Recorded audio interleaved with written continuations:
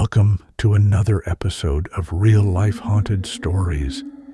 If you love chilling tales and spine-tingling horror stories, don't forget to like this video and subscribe to the channel.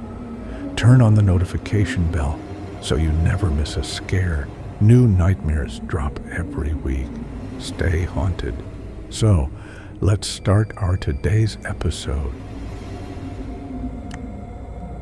We're working hard to bring you real, captivating stories and engaging presentations.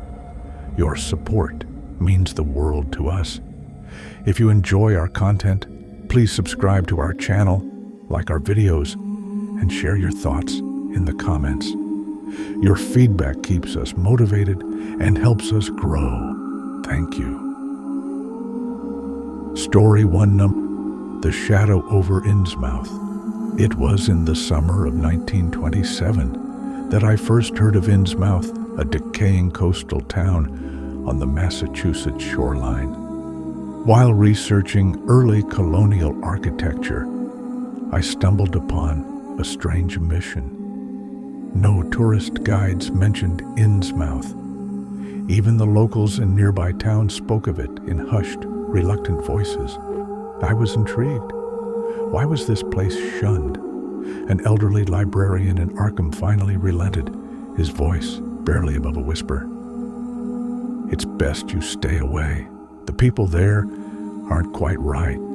The air's foul, the buildings rotten, and the folks, fish-eyed and silent, keep to themselves. Some say they worship things that should never be named. My curiosity burned. Against all warnings, I boarded a rickety bus bound for Innsmouth. The driver was a haggard old man with unusually large, bulging eyes, his skin pale and waxy. He hardly spoke as we rode through miles of desolate marshlands, the sky darkening despite the early hour. As we entered the town, I felt a shiver.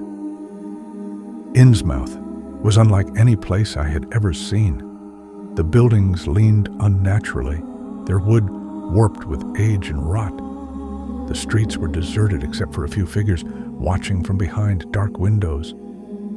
And the people, those I did see, walked strangely, lurching forward in odd shuffling gaits, their heads twitching as they turned to stare at me. Their faces were wrong. Wide, unblinking eyes, puffed grayish skin, lips too thick, too rubbery. Something ancient and unnatural lingered in the air. Determined to uncover Innsmouth's secrets, I sought out Zadok Allen, an elderly town drunk known for his ramblings. I found him by the docks, reeking of salt and whiskey. He was hesitant to speak at first, but when I offered a bottle, his loose tongue spilled horrors I could scarcely believe. They made a deal. A foul deal, boy, he slurred, eyes darting around. Back in my granddaddy's time, Captain Obed Marsh brought something back from the sea. Strange folk, deep ones, he called them. They promised gold, fish, prosperity, but there was a price. I leaned in as Zadok's voice dropped to a trembling whisper. They had to mate with us, join our blood. It starts slow, bulging eyes, wide mouths, but in time, they go back to the sea forever. Ain't human no more. Not really. The esoteric order of Dagon, he told me, was the town's secret cult. They worshipped the deep ones, conducting hideous underwater rituals, pride, in exchange for wealth, and those who resisted, gone, drowned or worse. A cold chill ran through me. I was the only outsider in town, and now they knew I knew. That night, I returned to my hotel, the only one in town. The walls were thin, the air damp with a briny smell that reminded me of rotting seaweed. I double-locked the door, suddenly aware of every sound. At midnight, I heard it. Footsteps. Heavy, wet, shuffling steps.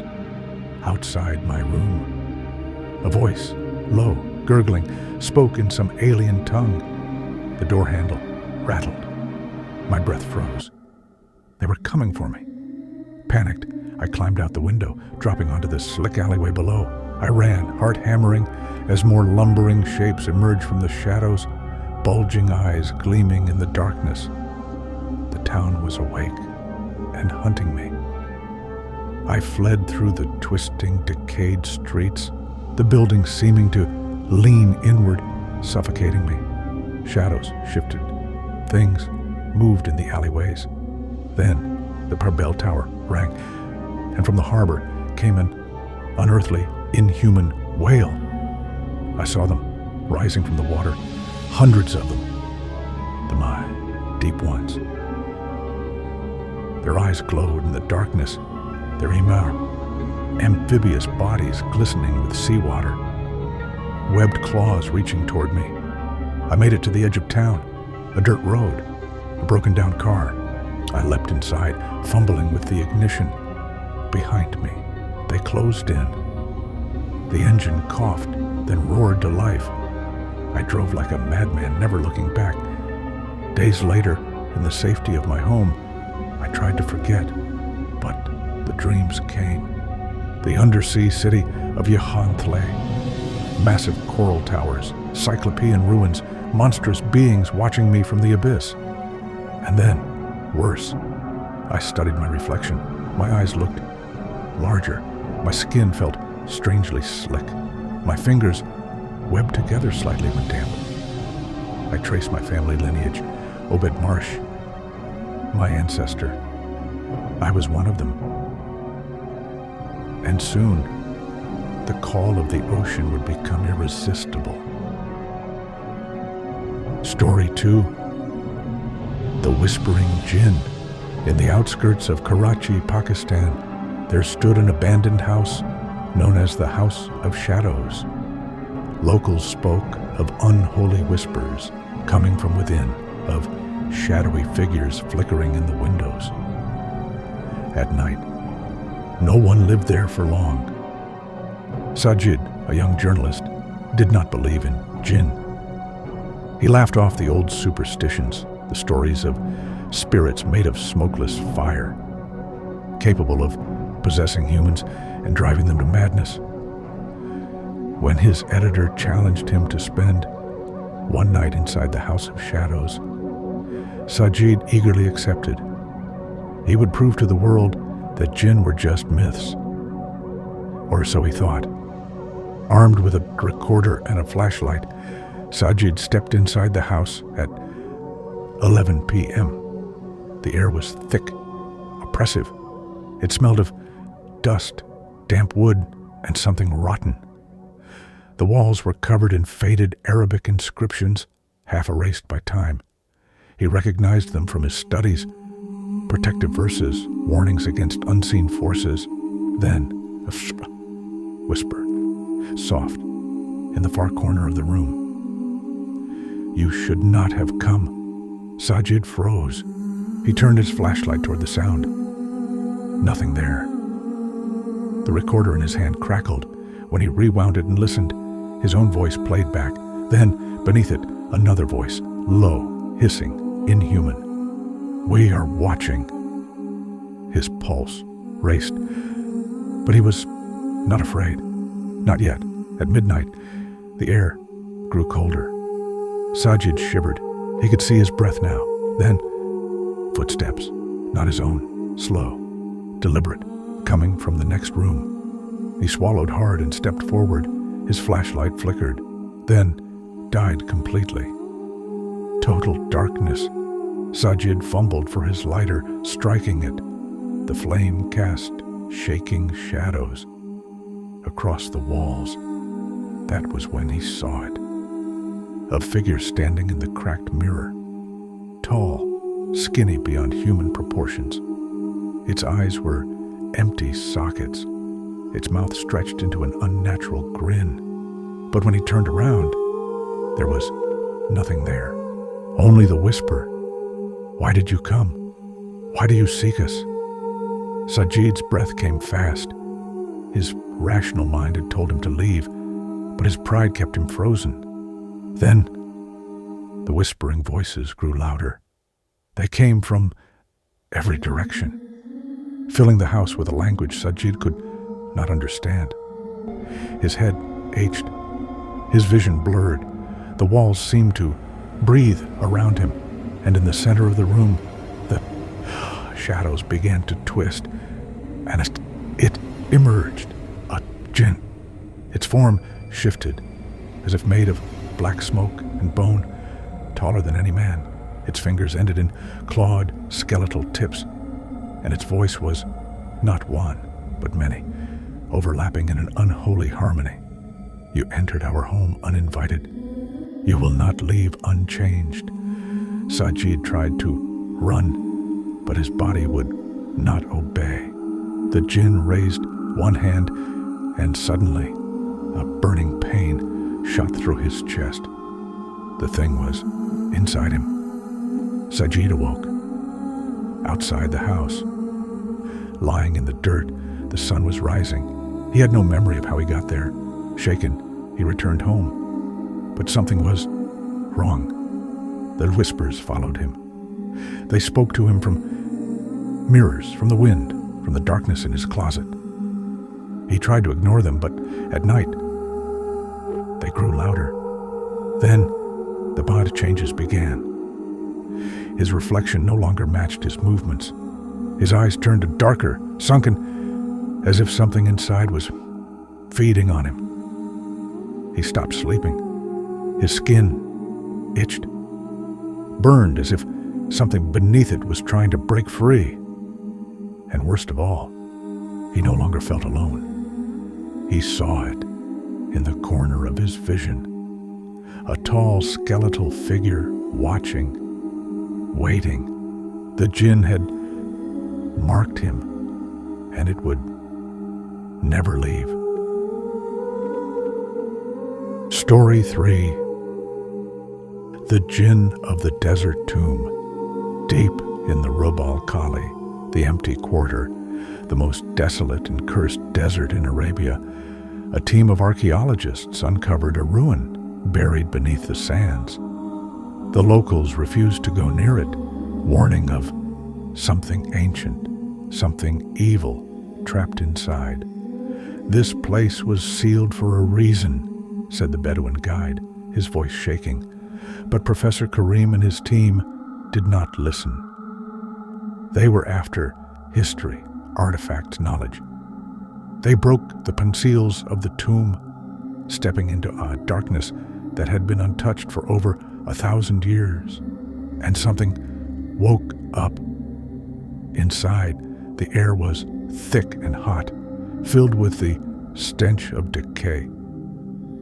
The walls were covered in strange inscriptions, older than any language they had seen before. But the deeper they went, the colder it became. They found a chamber, its entrance blocked by a massive stone slab covered in warnings. Karim translated, "Do not wake what sleeps beneath.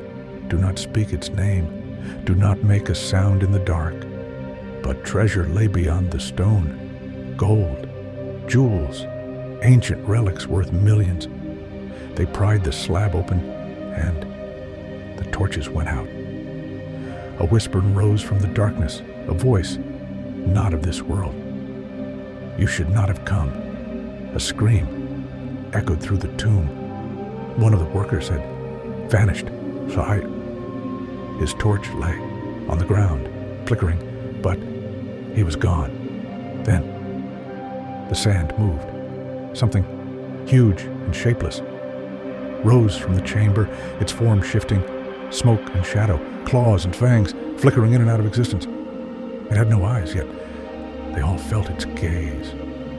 The jinn had been trapped here for centuries, imprisoned by ancient sorcerers, and now it was free. The tomb shook violently. The walls groaned as the weight of the desert began to swallow them whole. "Run!" Karim shouted, but it was too late. The first man screamed as his body twisted unnaturally, his bones snapping, his flesh shriveling as he was dragged into the shadows. The jinn did not kill quickly.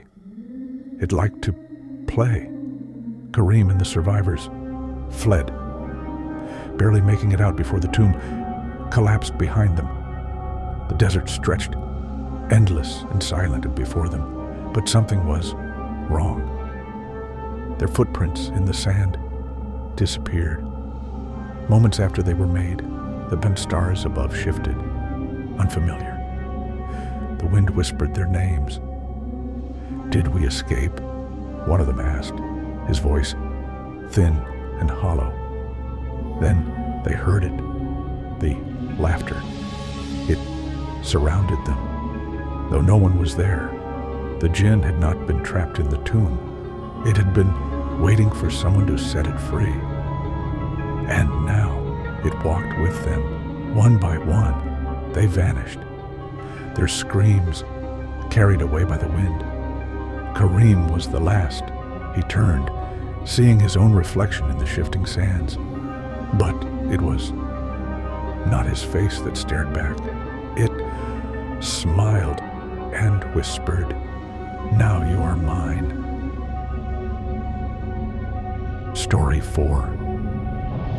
The Jinn of the Black Well.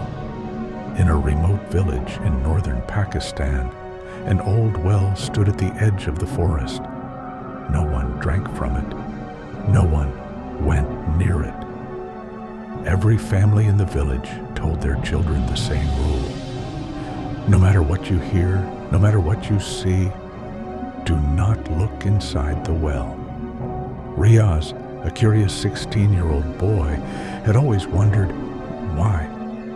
He had grown up hearing whispers about the well, how it was older than the village itself, how strange figures had been seen near it at night, and how those who peered inside never returned the same.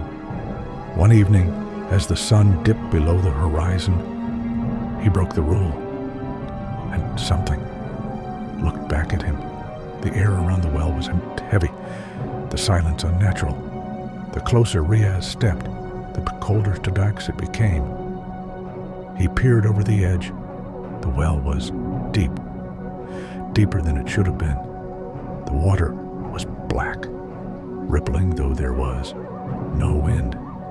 Then, a pair of eyes opened in the darkness. Not human, not of this world. A voice echoed atop the well. "Come closer, child. You looked first. Now I will see you." The shadows shifted, rising, and something began climbing up. Riaz screamed and ran. That night, Riaz lay in bed trembling. His parents had scolded him, his mother weeping, begging him to pray. "What have you done?" she whispered. At midnight, the whispers began.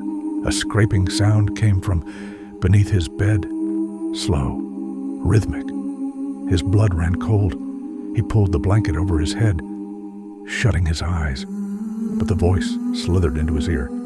"You saw me. Now I see you." Something cold touched his leg. Riaz bolted upright, but his room was empty. Only the closet door was slightly open. Days passed. Riaz became pale, sleepless, hollow-eyed. His shadow stretched too long against the walls. His reflections lingered in mirrors even after he moved away. At night, his family heard him talking to something. His voice was not always his own. "He is mine now," it whispered through his lips. The village elders gathered. They had seen this before.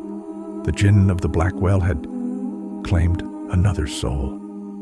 The imam arrived, clutching the Quran. They tied Riaz down, and the verses began. Riaz thrashed violently, his body not his own. The lamps flickered, shadows twisting unnaturally along the walls. Then, a scream, not Riaz's, a different voice, low, echoing, ancient. "You should not have looked." The ground beneath him shook, and from the shadows, the jinn crawled forth, tall, emaciated, skin like burnt charcoal, eyes like deep wells of darkness. With a piercing shriek, it vanished, but not before leaving its mark. Riaz survived, but he never spoke again, and every night the villagers say a voice still whispers from the well, waiting for another fool to look inside. Story 5. The Jinn of the Abandoned Village. There was a village deep in the deserts of Saudi Arabia that no longer existed. It was once full of life, with children playing in the streets and merchants selling their wares. But one night, without warning, everyone disappeared. No bodies, no signs of struggle, just empty homes. Doors left open, food still warm on tables.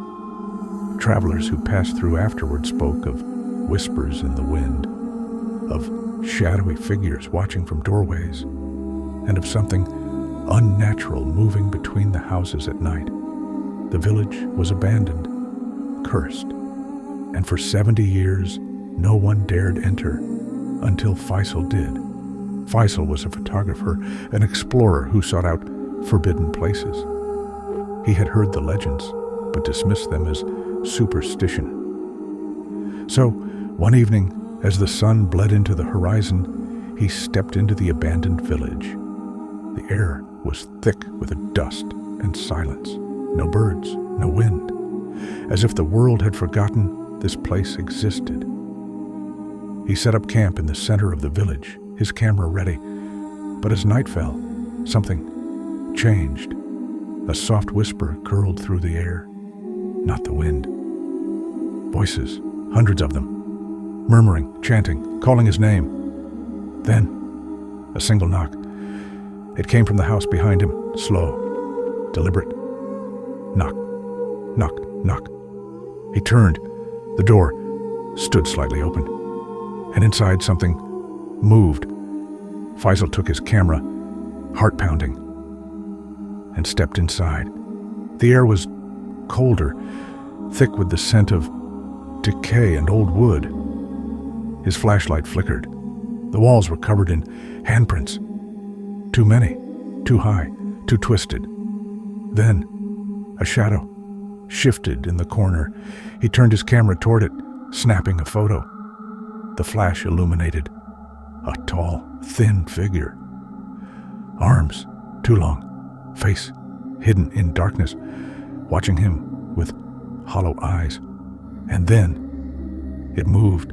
Faisal ran. He didn't stop running until he was out of the village. His chest burned, his ears still filled with whispers. But when he looked back, the village was silent again, as if nothing had happened.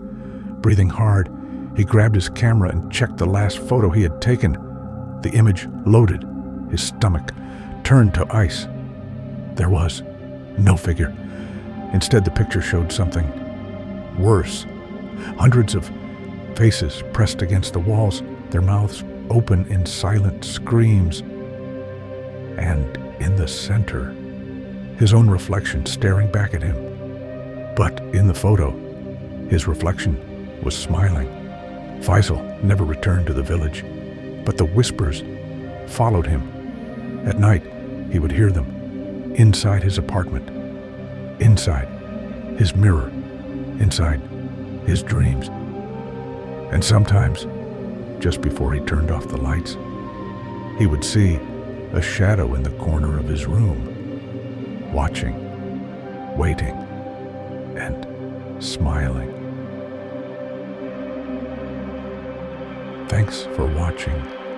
If you enjoyed the video, make sure to like, to show your support, comment to share your thoughts or ask questions, and don't forget to subscribe to stay updated with our latest content. Hit the notification bell so you never miss an upload.